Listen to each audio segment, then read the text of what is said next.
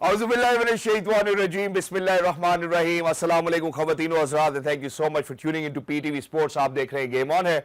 मुझे कहते हैं शहजाद हसन खान और मैं उम्मीद करता हूं कि आप सब ठीक ठाक होंगे, खैरियत से होंगे और आज के प्रोग्राम का इंतजार होंगे या मुंतजिर होंगे। तो फाइनली वी आर हेयर अल्हम्दुलिल्लाह, और काफ़ी गपशप जो है वो आज लगेगी इंशाल्लाह। तो उसकी ये जो मैं अभी बिल्कुल ऑन एयर जाने से पहले मुस्कुरा रहा था, इस मुस्कुराहट के पीछे भी एक वजह, उसकी तरफ हम जरूर आएंगे। But on the country ladies and gentlemen, will certainly speak about the calendar which came out for Pakistan women's cricket. उसके हवाले से बात करनी है और जाहिर सी बात है, अगर हम पाकिस्तान वुमेन्स क्रिकेट की कादिर खां परफॉर्मेंसेज की बात करते हैं तो उन्होंने जो है वो जिस तरह से वर्ल्ड कप के लिए क्वालिफाई किया है उसके ऊपर ज़रूर बात करनी चाहिए। उसके बाद जो उनका कैलेंडर है उसके ऊपर भी बात करेंगे। एक और बात जो है वो हमारी रह गई थी लास्ट टाइम, क्योंकि हम अपने जो हमारे मौज़े मेहमान हैं उनसे ये सुनना चाहते थे कि उनका डोमेस्टिक स्ट्रक्चर जो अभी पाकिस्तान मेंस टीम के लिए जो रिलीज़ किया गया उसके ऊपर भी हम उनकी राय ज़रूर लेना चाहते हैं। काफ़ी सारे जैसे कि मसले मसाइल इन पर बात करेंगे। सबसे पहले मैं और उसके बाद ऑब्वियसली पाकिस्तान का दौरा, Bangladesh 3 T21 internationals, not just that. मेरे ख्याल है अगर हम उस हवाले से बात करें तो कितनी कंपेटिटिव रहेगी और इससे हमें क्या सीखने को मिलेगा, प्रोज एंड कॉन्स पे बात करेंगे। ये आपको मैंने जिस्ट दे दी। अब सबसे पहले मैं अपने मौजूद मेहमान का तारुफ कराना चाहता हूँ। ख़वातीनो, the most sane voice in cricket in Pakistan, the most handsome looking guy whenever he's on the pitch as well, or may it be in the comms box, and the way that he makes sure that that his voice is on airwaves, it looks like as if you're in the stadium. Ladies and gentlemen, former test cricketer himself, he is Mr. Bazid Khan. Assalamu alaikum Bazid bhai, kaise hain aap? वालेकुम सलाम। इतनी तारीफें करता मुझे खुद लगने लग जाता कि यार वाकई ऐसे ही है। Thank you so much. देखिए हमारी टीम का हर फर्ज जो है ना वो इस शो के अलावा भी खबरों में रहता है। अच्छा। ऐसा नहीं है कि वो खबरों में ना रहे, वायरल। और अगर हम ना रहे खबरों में तो हमें लगता है कि यार एक फर्द है जो वायरल हर वक्त। अभी तो जो जिस वायरलिटी में आने लगे खवातीनों ज़ात अल्हम्दुलिल्लाह। अगर हम पॉजिटिव्स की बात करते हैं, इनकी बड़ी कंट्रीब्यूशन है पाकिस्तान वुमेन्स क्रिकेट टीम के लिए, और not just for Pakistan women's cricket.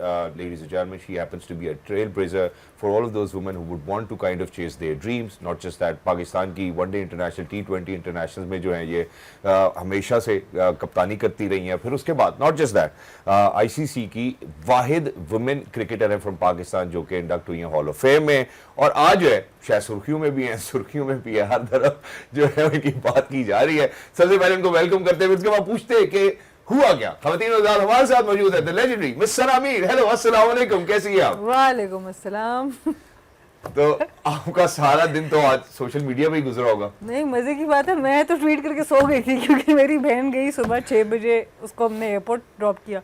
मैंने वुमेन्स क्रिकेट कैलेंडर देखा, उसमें इतना बड़ा क्लैश नज़र आ रहा था जो कैलेंडर इन्होंने दिया। ऑब्वियसली ऑन फिंगर टिप्स मुझे वर्ल्ड कप की डेट्स याद नहीं थी। मैंने उस कैलेंडर में देखा कि नेशनल T20 और वर्ल्ड कप क्लैश कर रहे हैं, और वो कर भी ये लोग वर्ल्ड कप के बाद रहे हैं, जो कि होना ये वही है कि आप मॉक एग्जाम जो हैं वो बोर्ड के पेपर्स के बाद करवा दें बच्चों से। सो वो मुझे लगा और मैंने ट्वीट कर दिया। मैं जब सो के उठी तो देखा कि प्रेस रिलीज हो रही है और वायरल हो रहा है। तो बात ये कि मेरा तो काम है वुमेन्स क्रिकेट के ऊपर अटेंशन लाना। बिल्कुल, ये मेरा काम जब मैं खेल रही थी तब भी रहा है, और अब जब मैं कैमरा के सामने आ चुकी हूँ, अब मैं ज़्यादा फ्री हूँ। जो लड़कियाँ खेल रही हैं, चाहे वो ये फील कर भी रही हूँ, जो प्लेयर्स चाहते हैं कि वो इस मुल्क को किसी जगह पहुंचाएं और वर्ल्ड कप में परफॉर्मेंसेस दें, वो नहीं बोल सकते कि हमें क्या चाहिए, बिकॉज उनके कॉन्ट्रैक्ट्स इस तरह के, हम भी उस टाइम पर रहे हैं। तो मैं तो आवाज़ उठाऊंगी। आप 3 वनडे इंटरनेशनल से क्वालिफायर टू वर्ल्ड कप, आप तैयारी पूरी नहीं है आपकी, तो अगर आपने और कुछ अरेंज नहीं किया तो एटलीस्ट नेशनल T20 जो आपने कराना है, इंटरनेशनल 50 ओवर कप कराना है, वनडे जो कराना है, वो तो एटलीस्ट वर्ल्ड कप से पहले करा दें कि कुछ तो तैयारी होके जाए आपकी। सो उस पर इतना रद्द अमल आना, वो मुझे ख्याल नहीं था कि इस तरह आएगा। बट अच्छी बात है आया, बिकॉज एटलीस्ट इसकी वजह से हो सकता है कि कोई तब्दीली आए, कुछ ये टूर्नामेंट पहले कर दें या लड़कियों के कुछ एक्स्ट्रा मैचेस अरेंज करा दें, बिकॉज पोटेंशियल उनमें कितना है, उनमें पैशन कितना है, कितना वो इस मुल्क को रिप्रेजेंट कर सकती हैं। वो क्वालिफायर्स में हमने देखा कि 5 के 5 मैच लड़कियां जीती हैं। सो आप उनको सपोर्ट करें और उनको वो मौके फराहम करें कि वो आगे बढ़ सकें। Exactly, that's wonderful. और जितने हमारे देखने वाले जो सामीन हैं, जो कदरदान हैं, जो व्यूअर्स हैं, मैं उनके लिए भी जो उनकी जो अर्ज में जो मैं पेश करूंगा एक अर्जी, वो यही है कि हम अगर यहाँ पे बात भी करते हैं तो कोशिश यही होती है कि पाकिस्तान की क्रिकेट की बेहतरी की बात की जाए। मेरे ख्याल है मैं इसको मजीद आगे नहीं लेकर चलना चाहता, वरना पीसीबी की एक स्टेटमेंट मेरे पास मौजूद है, अगर आप लोग इजाजत दें तो मैं पढ़ के सुना देता हूँ, जिसके बाद ये सारा मंजर आम हुआ है. So senior official from the PCB women's wing clarified that the national women's one day tournament listed in the recently announced 2025-26 domestic calendar marks the beginning of a new season for Pakistan women cricketers. The preceding one-day cycle concludes with the ICC Women's Cricket World Cup 2025, scheduled to be held in India and Sri Lanka. Addressing Sana Mir's concerns about the alleged scheduling of a hasty one-day tournament in an already packed calendar, the PCB reiterated its commitment to safeguarding the physical and mental well-being of its players. The PCB official said that, चलो ये लंबी हो गई यार 6 महीने से वो घर बैठे हैं प्लेयर, एक स्किल कैंप लगाया, तीन तो उसमें कितनी फिजिकल वेलबींग, इंटरनेशनल प्लेयर्स. मैं बाजिद भाई को भी अब इंक्लूड करना चाहता हूँ इसमें. तो बाजिद भाई आपकी भी राय लेना चाहता हूँ. पॉइंट तो इनका बड़ा वैलिड है यार कि जब वुमेन्स वनडे का आप वर्ल्ड कप खेलने जा रहे हैं, उससे उसके बाद में जो है वो आप अपना टूर्नामेंट कर रहे हैं 50 ओवर का, तो तैयारी पहले बेहतर हो सकती थी. जैसे वो हम स्टैंड-अप्स देते थे 11वीं में और 12वीं में, तो वो पहले होते थे एग्जाम से, बाद में थोड़ी होते थे. सना ने तो छिक्के रखना ठीक है, बिल्कुल ठीक है. ये मसला मतलब अगर आपका अगर फॉर इंस्टेंस मेंस क्रिकेट या वुमेन्स क्रिकेट का आपका कैलेंडर अगर हर 10 साल पहले बना हो तो फिर तो कोई इशू नहीं है. जब आप कैलेंडर ही 6 महीने पहले या 6 महीने क्या 6 हफ्ते पहले या 1 महीने पहले निकालते हो तो फिर तो आप कुछ भी कर सकते हो. फिर तो आप अपने मुताबिक कैलेंडर निकाल सकते हो ना, क्योंकि आपने तो सेट, सारी दुनिया में तो सेट कैलेंडर्स होते हैं, सबको पता होता है कि अगले साल कहाँ पे मैच होना है. डोमेस्टिक क्रिकेट की बात कर रहा हूँ, वो पूरा एक स्केड्यूल होता है. यहाँ पे तो बस जिसका दिल किया जहाँ पे एक्सपेरिमेंट करना है कर लो, तो बिल्कुल वैलिड पॉइंट है. लेकिन दूसरी तरफ जो भी इंसिडेंट हुआ, जो रिएक्शन आया ना, उससे मैं थोड़ा सा सरप्राइज्ड हूँ कि पाकिस्तान क्रिकेट बोर्ड एक ट्वीट पे पूरी प्रेस रिलीज एक जारी कर देता है. चाहे वो सना मीर है, चाहे वो मतलब लेजेंड है, लेकिन एक ट्वीट पे पूरी प्रेस रिलीज क्लैरिफिकेशन की, तो इसका मतलब है कि आप पहले ही बैकफुट हो. आप अपने मतलब ये तो पिछले साल भी आप जिस तरह डोमेस्टिक चला रहे हैं, इनको अपने आप पे कॉन्फिडेंस नहीं है, इनको अपने जो भी इन्होंने ये बनाया है उस पर भी कॉन्फिडेंस नहीं है, क्योंकि एक हल्की सी मतलब कंस्ट्रक्टिव क्रिटिसिज्म आई है और मुसीबत पड़ गई है. पूरा एक स्टेटमेंट आ गई कि नहीं जी क्लैरिफिकेशन. इसकी आपको क्लैरिफिकेशन की ज़रूरत होनी नहीं चाहिए अगर आप सही कैलेंडर बनाते. प्लस अगर ऐसा कोई मसला हो ही गया होता तो ऐसे नॉर्मली ये होता है कि पीसीबी एक्सेप्ट कर लेते. प्लस पीसीबी सना मीर को फ़ोन करते, सना मीर से बात करते कि जी ऐसे एक्सप्लेनेशन, इसको मतलब प्राइवेटली एक्सप्लेनेशन देते. ये थोड़ी होता है कि प्रेस रिलीज जारी कर दी, अब सारी दुनिया को पता है. वो जो ना भी किसी को पता होना चाहिए था कि गलती हो गई या क्या, वो सारी दुनिया को पता है. हालांकि वो गलती नहीं मानी, लेकिन इतना बड़ा मतलब मुझे ये लग रहा है कि इस वक्त पीसीबी किसी किस्म की क्रिटिसिज्म हैंडल नहीं कर पा रहा. सो इसका ये मतलब है कि आपको जो भी आप फैसले कर रहे हो उस पर आपको भरोसा नहीं है, और जो भी जारी कर रहे हो उसके पीछे ना आपने उस पर स्टडी किया हुआ है, ना आपने रिसर्च की हुई है, ना आपको ये पता है कि यार ये हमने कैलेंडर बनाया या जो भी हमने काम किया ये बिल्कुल ठीक है. गलती हो सकती है लेकिन ये बिल्कुल ठीक है, मेरी नज़र में बिल्कुल ठीक है. तो इसीलिए जब क्रिटिसिज्म हो रही है तो इस तरह का जवाब. और अगर गलती हो गई तो मेरे ख्याल उसको एडमिट कर लेना चाहिए. जो बाजू भाई ने कहा point well taken, private discussion हो सकती थी. और ऑब्वियसली यहाँ पे जो है ना ये बहुत ही वाज़ेह है कि स्केजुलिंग का इशू तो है, क्योंकि अगर हम पिछले साल के कैलेंडर की मेंस क्रिकेट की बात करते हैं तो जुलाई अभी चल रहा है, तो अगर हम जून जुलाई में जो पिछला कैलेंडर था उसके मुताबिक अभी चैंपियंस कप का 4-डे टूर्नामेंट हो रहा होना चाहिए था. क्या वो हो रहा है? तो ये इशू पर्टिनेंट भी है, ये रेलेवेंट भी है, और जो सर ने आवाज उठाई है वो मेरे मुताबिक ठीक भी है कि भाई आप तैयारी पहले करोगे और उसके बाद जाके एग्जाम दोगे ना, एग्जाम के बाद तो तैयारी नहीं करोगे. बट फिर भी अब एक काम करते हैं, कैलेंडर के ऊपर जरूर नजर डाल लेते हैं कि कैलेंडर क्या इंटेल करता है. जितने भी लोग जिन्होंने हो सकता है वो अभी नहीं देखा होगा उनसे वो भी देख लें ताकि उनको भी समझ आए क्या बात है. तो सना आपसे ही मैं रिक्वेस्ट करूंगा कि आप लीड करें प्लीज.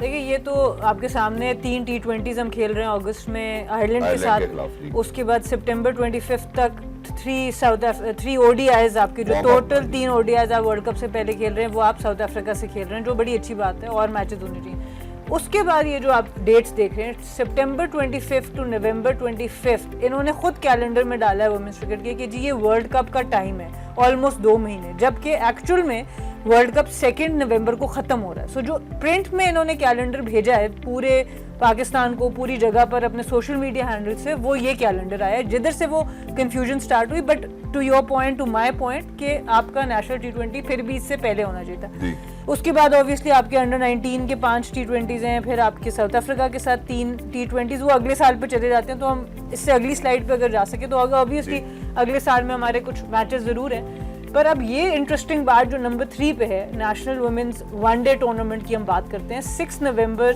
से वो शुरू होता है और 24 नवंबर को ख़त्म होता है। तो आप वर्ल्ड कप खेला है, उसके 2 दिन के बाद आपको अब जो है वो वनडे खेलना है। और इतना लंबा आप वर्ल्ड कप खेल गए और उसके बाद आप कह रहे हैं कि अब हम मेंटल वेलबींग का भी ख्याल रखेंगे क्योंकि अब आप डोमेस्टिक खेलेंगे। जी, क्योंकि आपकी वर्ल्ड कप जो है वो राउंड रॉबिन पे होती है, आपने हर टीम से खेलना है। It's going to be a hectic world cup. तो उसके 1 या 2 दिन के बाद आप फिर 50 ओवर टूर्नामेंट रख रहे हैं। तो ये टूर्नामेंट जो हम सब बात करें, इसको वर्ल्ड कप से पहले होना चाहिए था। आपने सिर्फ 3 इंटरनेशनल वनडे मैचेस रखे हैं लड़कियों के। स्किल कैंप की अपना एक प्रेशर होता है, डोमेस्टिक टूर्नामेंट का अपना एक प्रेशर होता है, इंटरनेशनल। आइडियली तो इस वक्त इंडिया और इंग्लैंड सीरीज खेल रहा है, ऑस्ट्रेलिया जगह जगह जाके अपनी तैयारी कर रहा है, जितनी बड़ी टीम्स हैं वो खेल रही हैं। हम लोग सिर्फ 3 मैचेस खेल रहे हैं। तो आइडियल तो ये था कि आप कम से कम 10 एक मैच एटलीस्ट इस एरिया, जब आपने क्वालिफाई किया उससे लेके अब तक कोई 3-4 महीने का अरसा हो चुका है और आगे भी अब 2 महीने, उसमें आप कम से कम 10 से 15 वनडे इंटरनेशनल्स खेलते हैं। चलो वो नहीं खेलते हो,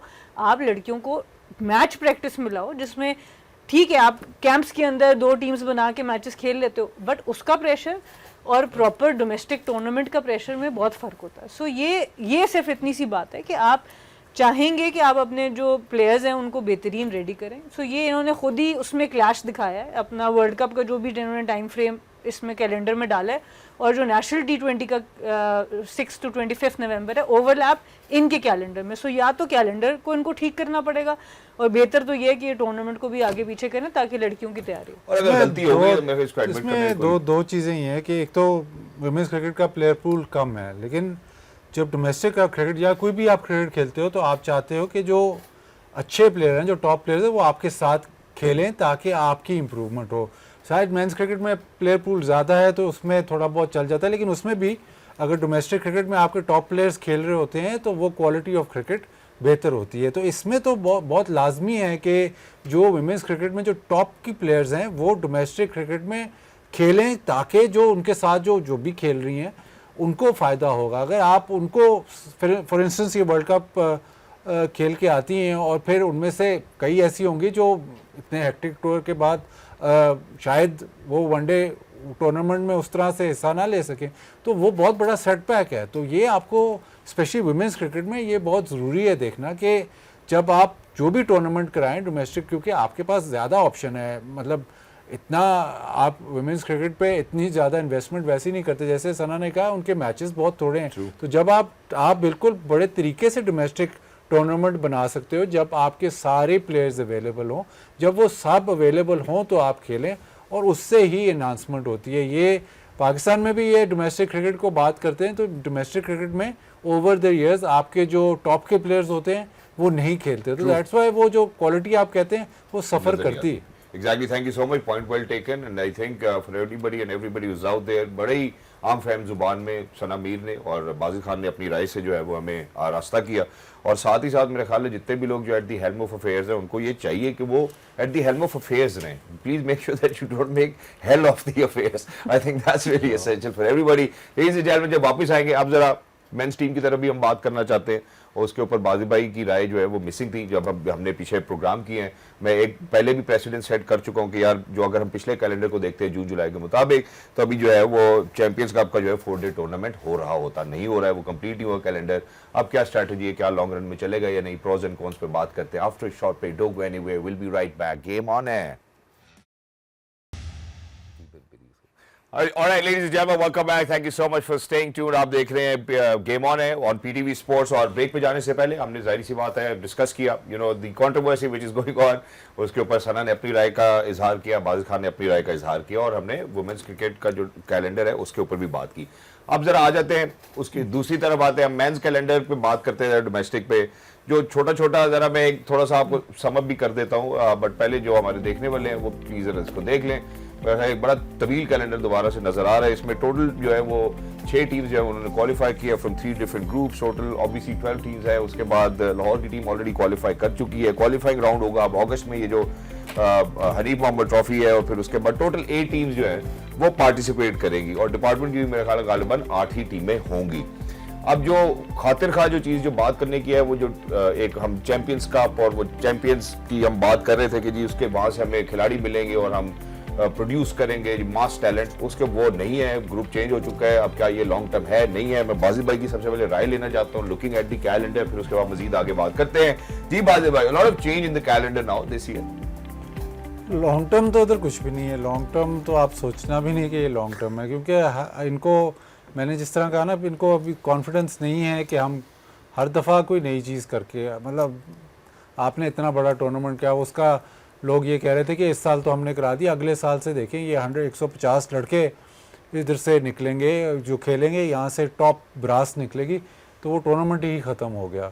मेंटोर्स आपने रखे, बहुत भारी भारी तनख्वाह पे मेंटोर्स रखे और सोचा था ये गेम चेंजर होगा, ये नई चीज़। जब आप नई चीज़ करने, बिल्कुल ही नई चीज़ करने जाते हैं ना, फिर उसको खैर जो भी आप डोमेस्टिक का अगर आप समझते हैं कि ये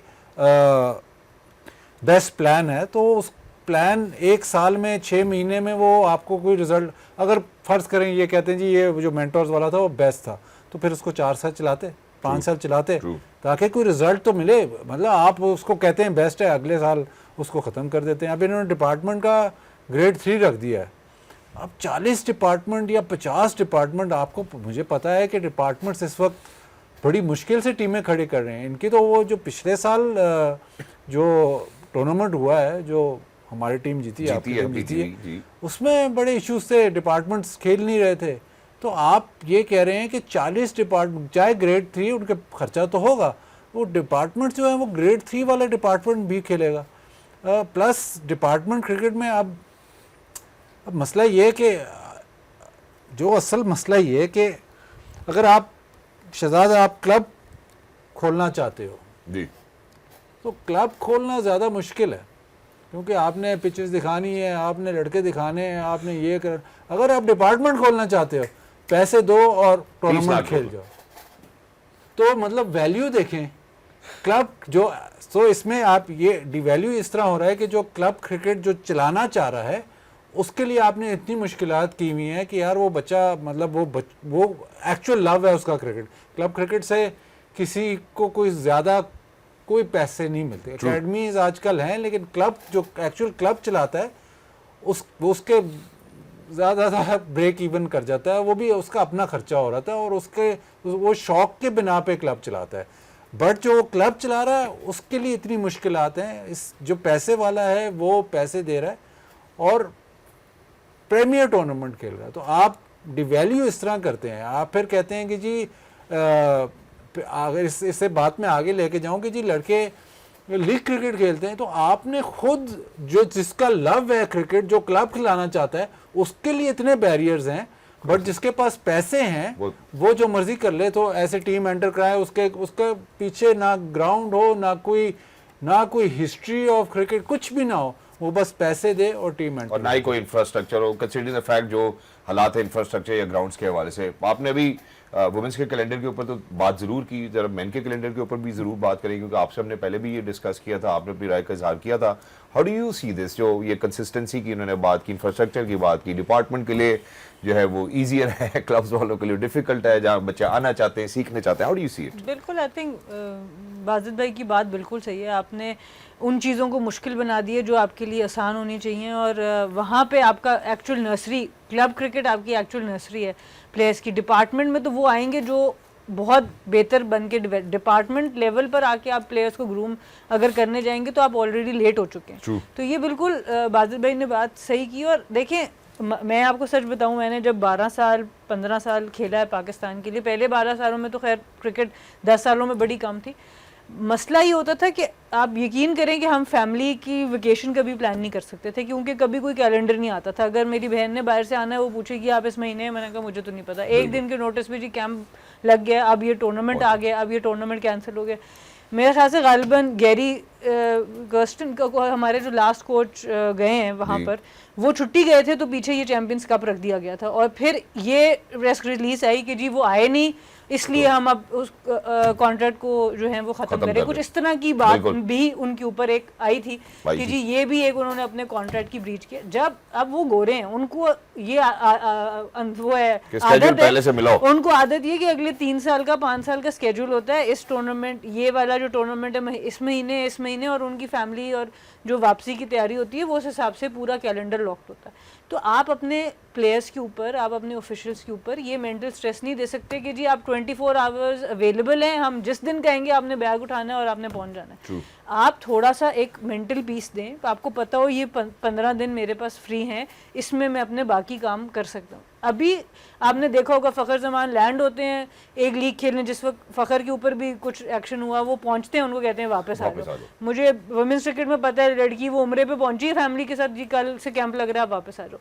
तो इस तरीके से नहीं होता, आप इस तरह प्लेयर्स को ट्रीट नहीं कर सकते और जब आप करेंगे तो इसीलिए प्लेयर्स बिटर हो जाते हैं। हम बात करते हैं क्यों प्लेयर्स, तो ये कैलेंडर एक तो आपकी इंटरनेशनल लेवल पर आपकी तैयारी कम पूरी नहीं है, आपकी जिन स्किल्स के ऊपर काम करना चाह रहे हैं वो पूरी नहीं है।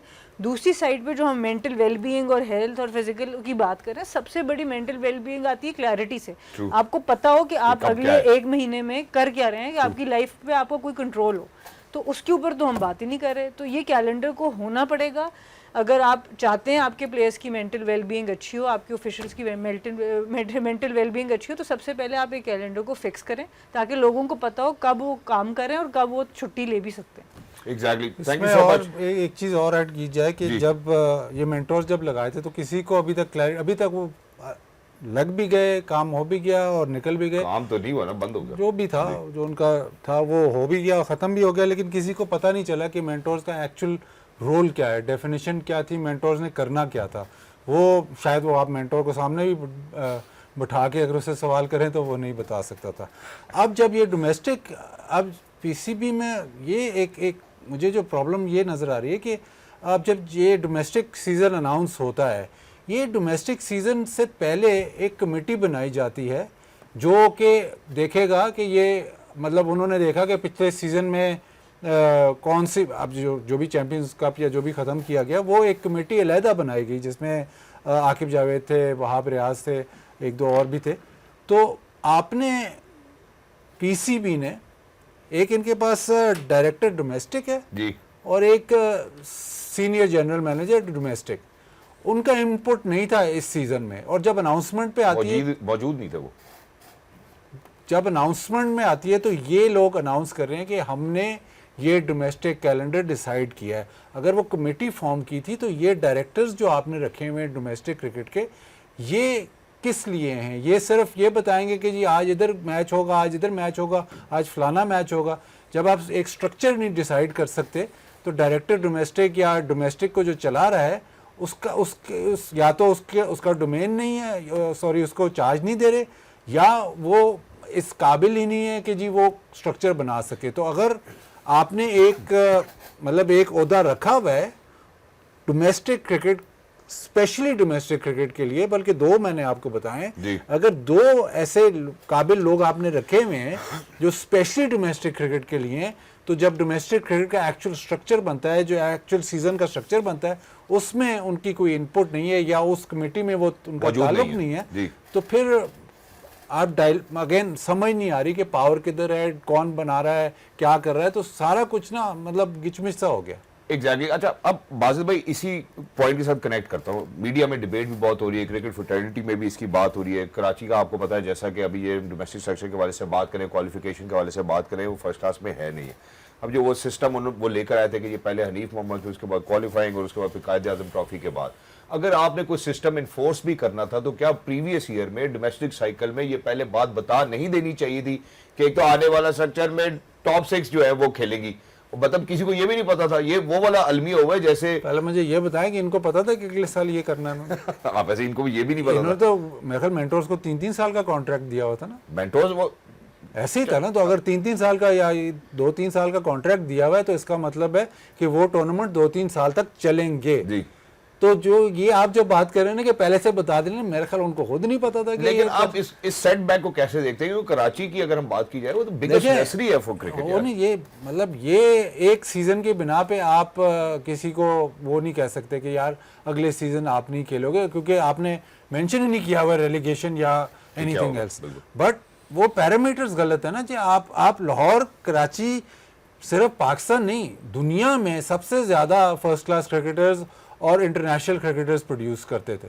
उनको आपने करते करते, जब वो 6 टीमें बनी थी उसमें तो लाहौर और कराची को मतलब फर्स्ट क्लास स्टेचर ही नहीं था, वो तो टीम ही नहीं थी। True. तो उनको आपने करते करते जो राइवलरी थी, अभी PSL में जब आप बात करते हैं तो सबसे बड़ा मैच जी कौन सा? लाहौर कराची। क्यों राइवलरी? वो राइवलरी PSL से तो नहीं बनी, True. वो तो सदियों से बन रही है, क्योंकि शुरू में तो सिर्फ लाहौर कराची ही 2 सेंटर्स थे जहाँ से पाकिस्तान की टीम बनती थी। अब देखें करते करते आपने बिल्कुल उनको डाइल्यूट, बिल्कुल मतलब राइवलरी बिल्ड करते हैं।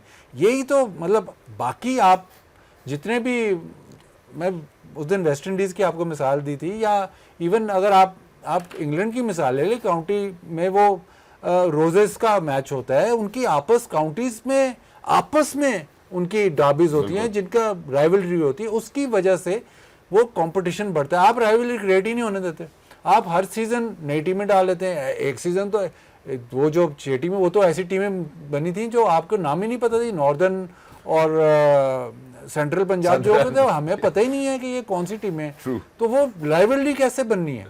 तो ये जब आप कराची कैसे आएगा? आज कराची जिसके हिस्टोरिक वैल्यू फॉर क्रिकेट इतनी ज़्यादा है, सबसे बड़ा, ऑलमोस्ट सबसे बड़ा सेंटर है जहाँ पे क्रिकेट खेली जाती है, उसको आप ऐसे डिमीन करोगे विदाउट, मतलब ये चलो जी ठीक है, आप कहते हैं कि जी इस सीज़न ऐसे होगा, उसके बाद जो रेलीगेट होंगी टीमें वो अगले सीज़न नहीं खेलेंगी, लेकिन अगर विदाउट वो आप कहते हो कि नहीं जी अगले साल आप नहीं होगे। एग्जैक्टली काफी ज्यादा है। और ये ऐसे भी है, जैसे हमने पहले सना ने भी ये पॉइंट दिया कि यार खेल के उसके बाद, अब आप सोचे कि एक स्टूडेंट है वो क्लास अटेंड कर रहा है, उसकी 100% अटेंडेंस है, एग्जाम वाले दिन पता लगा आप एग्जाम में नहीं बैठेंगे। मेरा ख्याल है काफी हद तक ये ज्यादती है। लेकिन ये जो राइवलरी का पॉइंट है सना, मैं इसके ऊपर जरूर बिल्डअप करना चाहता हूँ। कितना इंपॉर्टेंट है ये डोमेस्टिक क्रिकेट में, जहां पे हम अक्सर ये तस्करा करते हैं कि यार वो स्टेडियम्स में आता कोई नहीं है, डोमेस्टिक क्रिकेट देखता कोई नहीं है, जाता कोई नहीं है, तो वो राइवलरीज बिल्डअप ही नहीं होने देते। वो नदन और सदन की बात तो इन्होंने कर दी है। बिल्कुल, देखिए मार्केटिंग जो है ना, स्पोर्ट मार्केटिंग, ये एक प्रॉपर साइंस है। और हम लोग बहुत लकी रहे हैं कि हमारे पास इस तरह के सुपरस्टार्स थे जिनको हमें बहुत ज़्यादा बिल्ड नहीं करना पड़ा। उनकी परफॉर्मेंसेस ऐसी थी, उनका प्रेजेंस ऐसे था कि उनकी वजह से खुद ब खुद ग्लोबल लेवल पर पाकिस्तान का नाम बनता गया, जिसको बाकी के सारे प्लेयर्स और हम भी जो आइडलाइज होते थे उनसे, वो कैश इन करते रहे और आपकी एक लेगेसी बनती रही। आपने बहुत ज़्यादा मार्केटिंग पिछले 15-20 सालों में या 10 सालों में आपने थोड़ा जोर लगाया, और PSL उसका एक बहुत अच्छी मिसाल है जिसमें हमने मार्केटिंग को बड़ी बेहतर तरीके से यूज़ किया। अदरवाइज़ ये राइवलरी तो पूरी दुनिया चाहती है कि आपके पास हो, आप चाहेंगे आपके सिस्टम्स ऐसे हों जहां पर इतनी टफ राइवलरी हो। एक एग्जांपल भी फॉर रेफरेंस शेयर करते तो जैसे हम इंटर मिलान, AC मिलान की बात करें, जैसे मैनचेस्टर सिटी की हम बात करते हैं वर्सेस मैनचेस्टर यूनाइटेड, और कैसे वो फैन फॉलोइंग को डिवाइड करते हैं, और बहस बनना शुरू होती है, उसमें प्रोग्राम्स होते हैं, मार्केटिंग होती है, जर्नलिस्ट निकलते हैं, उस पर आर्टिकल्स लिखे जाते हैं। बिल्कुल, आर्सेनल टॉटनहम की राइवलरी लेकिन आप ये देखें कि पिंडी इस्लामाबाद की राइवलरी होती है, लाहौर कराची की तो बहुत बड़ी राइवलरी है। बट ये जो मार्केटिंग आप जो कह रहे हैं ना, PSL की मार्केटिंग, मैं आपको दावे से आज कह सकता हूँ कि PSL की टीमों के आज आप नाम चेंज कर दो तो कोई नहीं देखेगा। लाहौर के नाम पे लोग देखते हैं, कराची के नाम पे लोग देखते हैं, इस्लामाबाद के नाम पे, जो सिटीज़ की जो बिलोंगिंग है उसके नाम पे लोग एसोसिएट करते हैं विद द टीम। इस्लामाबाद का है जो इस्लामाबाद यूनाइटेड को इसलिए एसोसिएट करता है कि यार इस्लामाबाद यूनाइटेड इस्लामाबाद की टीम है। तो जब आप डोमेस्टिक क्रिकेट में इस तरह करते हो कि रीजन बना देते हो, फिर ये इस किस्म के जैसे नॉर्दर्न वगैरह बनाए, तो आप राइवलरी तो फिर बनने देते ही नहीं हो ना। ठीक है। और सबसे जो डिपार्टमेंट्स का भी ये सबसे बड़ा इशू यही है कि अगर नेशनल बैंक का PIA से मैच है, किसी की कोई उससे एफिलिएशन नहीं है, वो बड़ा मसला है। उसमें ठीक है वो उनकी सर्विसेज हैं, वो जिस तरह भी है, बट फॉर समबडी टू, मतलब जो ग्राउंड पे जाके मैच देखेगा वो नेशनल बैंक का मैच नहीं देखेगा, वो इस्लामाबाद का मैच देख लेगा, वो पिंडी का मैच देख लेगा, क्योंकि अपना शहर है। इससे वो रिमूव्ड है, ये रिमूव्ड है, एडीबीपी रिमूव्ड है, नेशनल बैंक रिमूव्ड है, केआरएल रिमूव्ड है, ये सारे रिमूव्ड हैं। ये आपसे उनका बहुत थोड़ा ताल्लुक है, आपका ताल्लुक है अपनी शहर से। तो अगर ये जब पीएसएल से पहले काफ़ी लोगों से मेरी बहस होती थी कि जी वो कहते थे पाकिस्तान में स्पॉन्सर नहीं है। मैं यार स्पॉन्सर बहुत है, लेकिन आता किसके पीछे वो आपको नहीं समझ आया। फैसलाबाद के पीछे आएगा, सियालकोट के पीछे आएगा, उनकी लोकल इंडस्ट्री भी है, बिल्कुल वहाँ उसके पीछे आएगा, इस्लामाबाद के पीछे आएगा, लाहौर के पीछे आएगा। लाहौर अगर लाहौर का नाम आप सिर्फ कलंदर्स कर दो, कोई उसकी फॉलोइंग ऐसे गिरेगी। ट्रू। इस्लामाबाद का नाम आप खत्म कर दो, यूनाइटेड कर दो, फॉलोइंग ऐसे गिरेगी। तो जो एक्चुअल एरिया होता है उसकी फॉलोइंग होती है, उसी को मार्केट करना चाहिए, जिस तरह सारी दुनिया में ऐसे ही exactly. लेकिन ये चले, हमने मार्केटिंग पर्सपेक्टिव की बात कर ली, हमने राइवलरी की बात कर ली, अब इसमें एक और भी बहुत ही वैलिड पॉइंट है भाई अंसान है, और क्वालिटी ऑफ क्रिकेट की भी बात हो रही है। वो ये है कि सपोज करें कि ये हनीफ मोहम्मद ट्रॉफी से क्वालिफाई नहीं करता कराची, ठीक है, उसके बाद आप सोचें कि डोमेस्टिक क्रिकेट का कितना नुकसान होगा, वो इंटरनेशनल प्लेयर्स वो क्रिकेट मिस आउट करेंगे, काफी बड़ा नुकसान हो जाएगा, और कराची के जितने क्रिकेटर्स हैं वो क्रिकेट पे मिस आउट करेंगे। बिल्कुल। और क्या डैमेज ये गार्नर करेगा। बिल्कुल ज्यादती है कि आप लाहौर या कराची या इतने बड़े शहरों को आप फर्स्ट क्लास क्रिकेट नहीं, एक तो अगेन 8 टीमें पाकिस्तान के लिहाज से कम हैं फर्स्ट क्लास क्रिकेट की। अगर 40 टीमें आप वो डिपार्टमेंट के कर रहे हो, वो तो मुझे मेरे समझ से बाहर है कि जी ग्रेड 3 भी कर दो, स्कूल आप पीसीबी, मतलब मुझे ये बताएं कि हम तीन इकट्ठे एक शहर की टीम या चले 12 क्लब, 4 क्लब हम चला सकते हैं? मुश्किल और नामुमकिन। अब पीसीबी ये कहता है कि वो फर्स्ट क्लास क्रिकेट भी कराएगा, उसके बाद ये डिपार्टमेंट जो 40 वाला है ये भी कराएगा, उसके बाद स्कूल क्रिकेट भी कराएगा, उसके बाद एज ग्रुप क्रिकेट भी कराएगा, उसके बाद मेरे ख्याल शायद क्लब क्रिकेट में भी हरफन मौला सर सारे काम करेगा। तो जब सारे काम करेगा तो फिर क्वालिटी कहाँ से आएगी? ट्रू। आपने किसी को कोई काम करने नहीं देना, किसी को अलाउ नहीं करना कि वो काम कर ले, क्योंकि सारा कुछ आपने ही करना है, कोचेस आपने लगाने हैं, टीमें आपने सेलेक्ट करनी है। तो फिर जो क्वालिटी ऑफ क्रिकेट है वो कहाँ से होगी? ये जो आपके कान में बात कर रहे हैं इनके लिए मैं बताता हूँ ड्रीम टीम है सर, ये ड्रीम टीम। अभी उन्होंने चले जो शुरू रखे प्री 2000 जो स्ट्रक्चर था वो जैसा भी था, उसमें पेट्रन्स ट्रॉफी होती थी डिपार्टमेंट्स की और कायद-ए-आज़म ट्रॉफी होती थी सिटीज़ और डिवीजन्स की। वो जो स्ट्रक्चर था उसमें उस वक्त पैसे नहीं थे, बिल्कुल पैसे नहीं थे, उसको इन्हांस करते तो वो बहुत ही आउटस्टैंडिंग स्ट्रक्चर था। क्योंकि जो कायद-ए-आज़म ट्रॉफी में खेलते थे लड़के, वो 90% वही 80-90% वही खेल रहे होते थे पेट्रन्स ट्रॉफी। जो मेरे कान में वो ये भी कह रहे हो कंपेटिटिव भी बहुत था, बहुत कंपेटिटिव था, क्योंकि आपके शहरों की टीमें आती थी, आपके प्लेयर्स अपने शहरों से खेलते थे।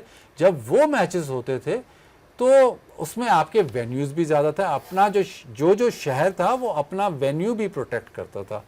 सो शेखुपुरा जो था स्टेडियम वो एलडीसीए के नीचे आता था, वहाँ पे क्रिकेट होते। गुजरांवाला का स्टेडियम वो आबाद था, सियालकोट का आबाद था, ये सारे स्टेडियम्स आबाद थे। जो वेन्यूज़ ज़्यादा थे, प्लेयर्स आते थे, खेलते थे, दैट स्ट्रक्चर अनफॉर्चुनेटली उस वक्त पैसे नहीं थे।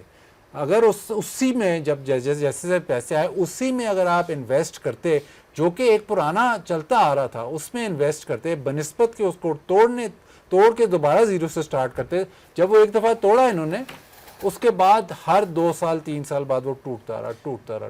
एग्जैक्टली। और उसका एक और भी मेरा ख्याल है बड़ा अमेजिंग इंसिडेंट है, और वो ये है कि लाहौर की टीम को जब ग्रेड 2 से ग्रेड 1 के लिए क्वालिफाई करना था, वसीम अकरम मेरे ख्याल बैक इन दोज डेज खेले और फिर उन्होंने उसको क्वालिफाई भी कराया। So I think these were the interesting bits that we would want to share with our audiences out there as well. Sana, मैं आपकी भी राय इस पे जरूर लेना चाहता हूँ। ये जो हमने बहुत ही तवील डिस्कशन की, मुझे पता है कि बाद में कोई वाटर ब्रेक की जरूरत है अभी, but what would you want to comment? I think overall बात यही है कि हम लोग we shouldn't fix what's not broken. हम लोगों का सबसे बड़ा प्रॉब्लम ये है कि जब हम लोग कोई भी पावर में आता है, अथॉरिटी में आता है, उसको लगता है मैं जब तक कुछ नया ना कर दूं, कुछ मैं काम नहीं कर रहा, मैं दिखा नहीं सकता कि मैं काम कर रहा हूँ। आपका काम सबसे पहले ये है कि आप देखें what's working for the system, जो आपको चीज़ें आपकी अच्छी चल रही है, सबसे पहले उनको सेफ गार्ड करना आपका काम होना चाहिए, उसके बाद उसके ऊपर बिल्ड करना। हम वो फाउंडेशन ही वीक कर देते हैं। हम आते हैं डिपार्टमेंट क्रिकेट में, फिर जो बाजिद भाई बात करें, उसको ख़त्म करने से जितना नुकसान हुआ है, और अगेन वुमेंस क्रिकेट पे बात कम होती है, पर जितना नुकसान वुमेंस क्रिकेट का हुआ वो मैं बता नहीं सकती। आपका पूल पहले ही बड़ा छोटा था, उसके बाद मेंस क्रिकेट में भी बहुत नुकसान हुआ। अब हम उस सिस्टम पे वापस किसी तरह पहुंचना चाह रहे हैं, और मैं बिल्कुल एग्री करती हूँ बाजिद भाई के साथ कि जब तक आपके शहरों की टीम नहीं होगी, मुझे पता है मैं कराची से खेलती थी जब मैंने शुरू की क्रिकेट, 2 से 3 साल मैंने कराची से खेला। अब लिटरली फिर मेरे अब्बू की पोस्टिंग हो गई लाहौर। मैं जब लाहौर आई हूँ, मुझे लिटरली ऐसे लगता था इंडिया पाकिस्तान की जो टीम की ऑपोजिट ड्रेसिंग रूम है, मैं वहाँ आ गई हूँ। लिटरली वुमेंस क्रिकेट में इतनी राइवलरी थी, तो मेंस क्रिकेट का तो मुझे नहीं अंदाज़ा कि क्या होगी। तो ये बड़ा ज़रूरी था। उसके बाद ऑब्वियसली हमने भी उसको ज़्यादा एक्सपीरियंस नहीं किया, बट एक सिंगल हैंडेडली नाहिदा खान कोयटा को अकेले लड़ा दिया करती थी, सुमैया सिद्दीकी हैदराबाद को आके लड़ा दे। तो एक प्राइड भी होती है आपकी अपने शहर को रिप्रेजेंट करना और उस मैप पे लाना, तो वो चीज़ें ख़त्म नहीं होनी चाहिए। Thank you so much for saying that. दो चीज़ें हैं इसमें, एक चीज़ वो तो आपको ब्रेक पे नहीं जाने देंगे यार। मैं आपको वाटर ब्रेक पे लेके जा रहा हूँ जी। वो डाइट कोक शोक मंगवा के वाटर ब्रेक है। क्यों ब्रांडिंग कर रहे हैं सर? पहले उनको इश्तिहार तो चले देने फिर में कर चरगा लेंगे मंगवा जी प्लीज। अच्छा, इसमें दो चीज़ें हैं। एक तो प्रॉब्लम यह है कि अगर शहजाद ने स्पोर्ट्स किसी भी स्पोर्ट्स फील्ड का सीईओ बनना है तो शहजाद बन नहीं सकता, उसके सीवी पे पूरा नहीं आ सकता, क्योंकि शहजाद कहाँ जाके करेगा? यूनिलीवर का सीईओ बन जाएगा या किसी कॉर्पोरेट का सीईओ बन जाएगा, that is not sports management. तो आपके पास कोई अपॉर्चुनिटी नहीं है। अगर मैंने एडमिनिस्ट्रेशन करनी है स्पोर्ट्स की तो मेरे पास अपॉर्चुनिटी नहीं है, क्योंकि everything is controlled by PCB. तो वो बहुत बड़ा इशू है कि आप सीईओ, इवन सेलेक्टर, जो भी आपके पास निचले लेवल पे कोई वो है नहीं, इंसेंटिव नहीं। इंसेंटिव क्या, आपके पास अपॉर्चुनिटी नहीं है। अगर सना ने एबटाबाद या इस्लामाबाद या कहीं पे इसने सीईओ बनना है या इसने मतलब मैनेजर बनना है, वो तो मैनेजर सीधा सर 2-4 अच्छे खाने खिलाने होते, क्या हो गया? हाँ बिल्कुल। और दूसरा ये है कि जो कॉन्स्टिट्यूशन है पीसीबी की वो बड़ी गलत है, शुरू से ही गलत है। वो ये है कि अथॉरिटी, अब तो खैर थोड़ी सी चेंज, लेकिन अथॉरिटी प्राइम मिनिस्टर के पास है टू अपॉइंट द चेयरमैन। तो जब वो चेयरमैन आता है, when he is appointed by political, जो भी प्राइम मिनिस्टर जो भी अपॉइंटमेंट करता है उसकी, जो भी चेयरमैन आएगा, जब वो आएगा तो उसके पास 3 साल हैं। अगर बहुत ही उसका अच्छे पॉलिटिकल एफिलिएशन 4 साल हैं, क्योंकि फिर हुकूमत चेंज हो जानी है। ये तो मैं बहुत मतलब नॉर्मली तो 1-2 साल में चेंज हो जाता है, लेकिन बट उस 3-4 सालों में उसने दिखाना है कि मैंने कुछ किया। तो ये जो कह रही है ना कि चेंज तो उसने फिर करना है कि अगर मुझे 3 साल के लिए लेके आए और मुझे पता है कि 3 साल के बाद 90% है कि 3 साल के बाद मैं चला जाऊंगा, तो मैं अगर 3 साल में वो पिछला सारा कुछ हिलाऊंगा नहीं और सारा कुछ चेंज नहीं करूंगा, तो वो कहेंगे यार ये तो पिछला ही चला रहा है, इसने किया क्या? थरथरी नहीं मचाएंगे। Thank you so much for saying that. मैं इस पॉइंट के साथ ना बड़ा मैं ये कहना चाहता हूँ बहुत जोरों शोर से कि ये बड़ा वैलिड पॉइंट है। मैं इसको सेफ गार्ड करना चाहता हूँ इस पॉइंट को, और ये जितने भी लोग जो देख रहे हैं इनको भी इस बात को आगे करना चाहिए कि भाई जैक ऑफ ऑल ट्रेड, सबसे पहले मास्टर ऑफ नन। दूसरे नंबर पे हम बात करते हैं, वो जिसकी हायरिंग होने लगती है वो पहले जाके मशवरे देता है कि सर मैं भी ठीक कर देंगे, मैं भी ठीक कर देंगे, मैं भी ठीक कर देंगे। भाई पहले उसको तो सेफ गार्ड करो जो ठीक है। वो बेचारे जो लोग काम कर रहे हैं, जो मेहनत कर रहे हैं, जो शायद कुछ रिजल्ट्स प्रोड्यूस कर रहे हैं, उनकी सेफ गार्डिंग कौन करेगा? जो मेहनत कर रहे हैं, जो दिल लगा के काम कर रहे हैं, ऑनेस्टी से, लॉयल्टी से काम कर रहे हैं, उनको कौन सेफ गार्ड करे? उनको कोई नहीं करेगा। वो हर साल बाद 1.5 साल बाद जो नया बंदा आता है वो बेचारे अपनी नौकरी बचाने के लिए खड़े होते हैं। Going for a short way, don't go anyway. जब आप वापस आएंगे पाकिस्तान टूर और बांग्लादेश के ऊपर बात करते हैं, बट ये हम सबका फर्ज है कि हम उसको सेफ गार्ड करें जो ऑलरेडी ठीक है। गेम ऑन है।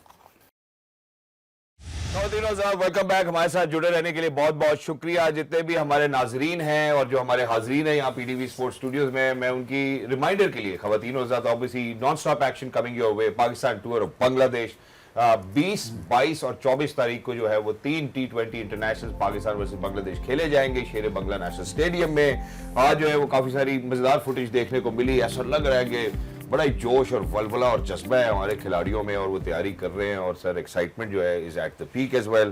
सो बाजिद भाई, how do you see our young team which is forming as of now, और फिर आगे आपको पता तैयारी हम कर रहे हैं?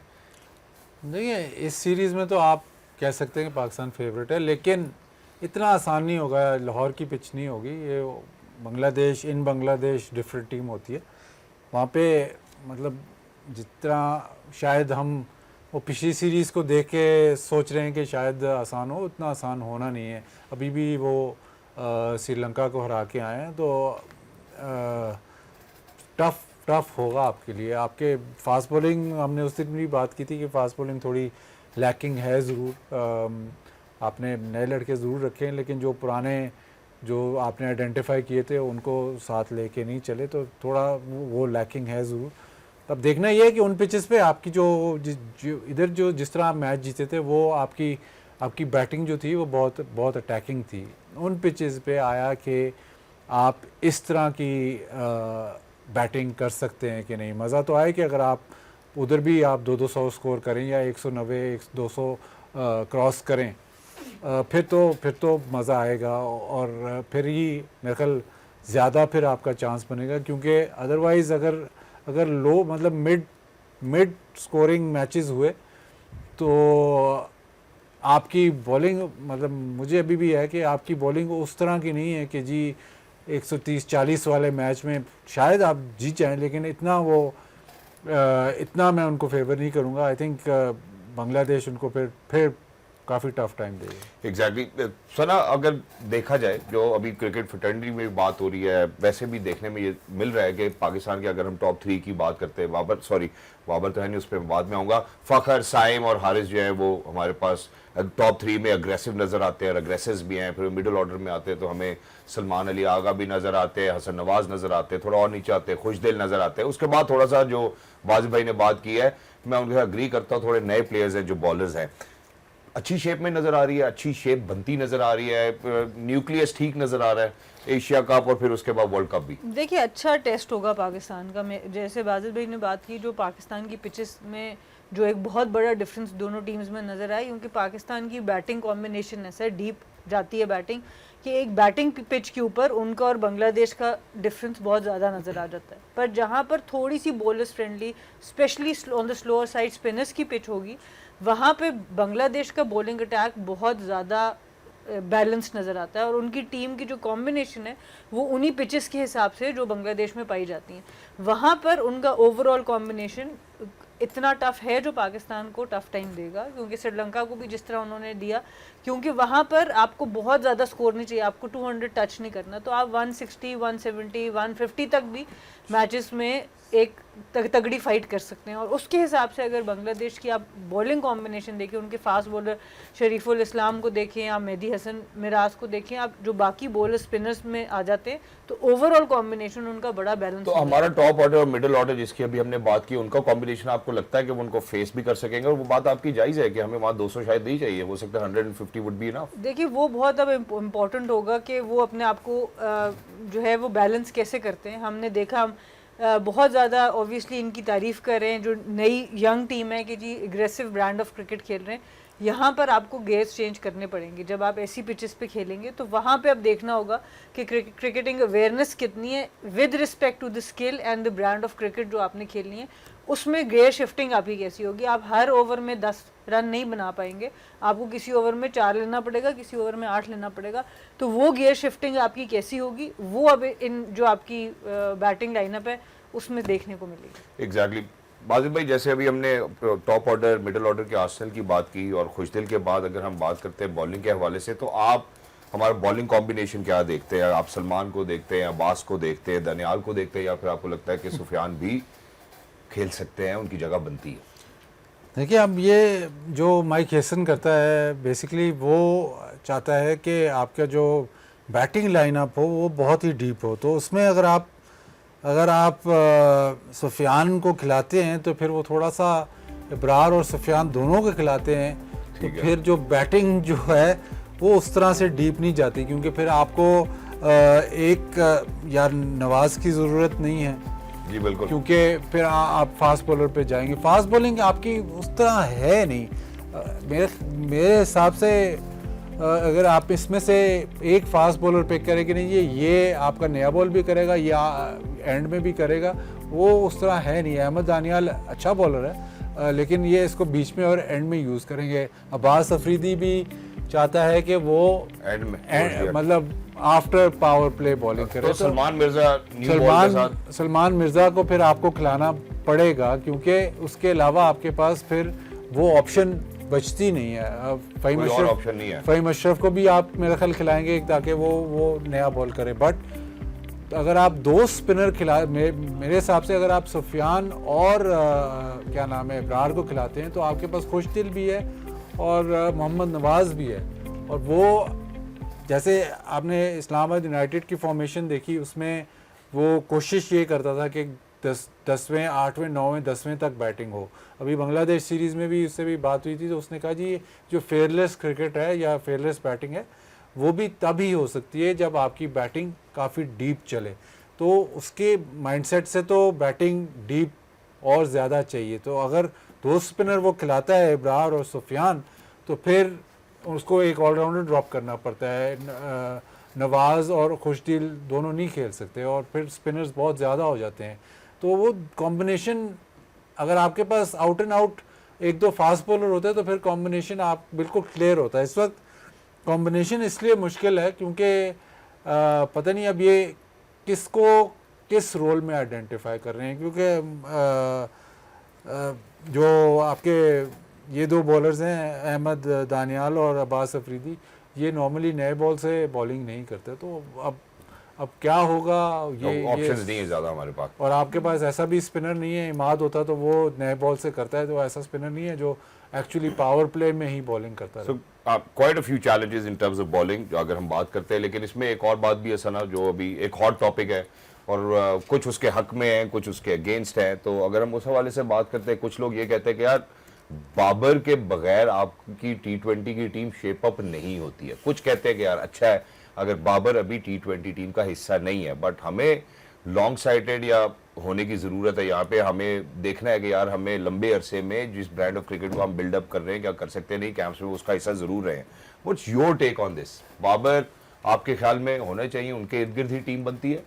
देखिए आज से 2-3 साल पहले इसी प्लेटफॉर्म पे जब हम बैठे एशिया कप को डिस्कस कर रहे थे तो वहाँ पर ये बात हो रही थी कि बाबर रिजवान में एक फ्लोटर बीच में एक ऐसा प्लेयर एग्रेसिव आना चाहिए जो इन दोनों के स्ट्राइक रेट को मेंटेन करे। हम उसको करने में बहुत देर हो गई, तो अब ऐसा टाइम आ गया कि आपने दोनों को ही एक साथ टीम से क्योंकि पहले ये रेस्ट बात करा थी कि दिया दोनों या एक जैसे ड्रॉप ना करा खेले। दिया।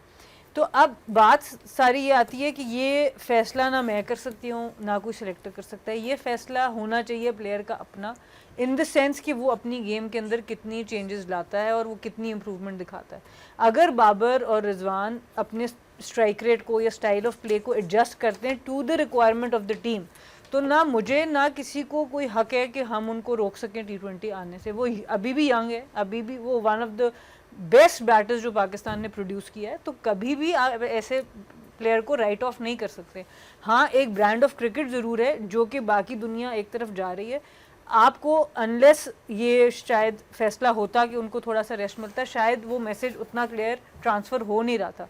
अब अगर वो मैसेज ट्रांसफ़र हो जाता है और बाबर अपनी गेम में वो इम्प्रूवमेंट्स और वो चेंजेस ले आते हैं जिससे टीम को हम देखते हैं कि फ़ायदा होता है, तो इसमें कोई दो राय नहीं है कि उनकी वापसी हो और वो टीम को सर्व करें। और वो टीम को सर्व करें। तो वन लास्ट बाजिद भाई, नहीं लास्ट में मैं आपको सवाल करूंगा, उस पर आप पहले मैं अपना आखिरी कर लेता हूँ फिर आप आखिरी कर दिएगा। वो ये है कि हम अगर देखें व्हाइट बॉल के जो भी कैंप्स हुए, जो स्किल एनहांसमेंट कैंप्स हुए थे, माइक हैसन ने शाहीन को और बाबर को उसमें साथ रखा।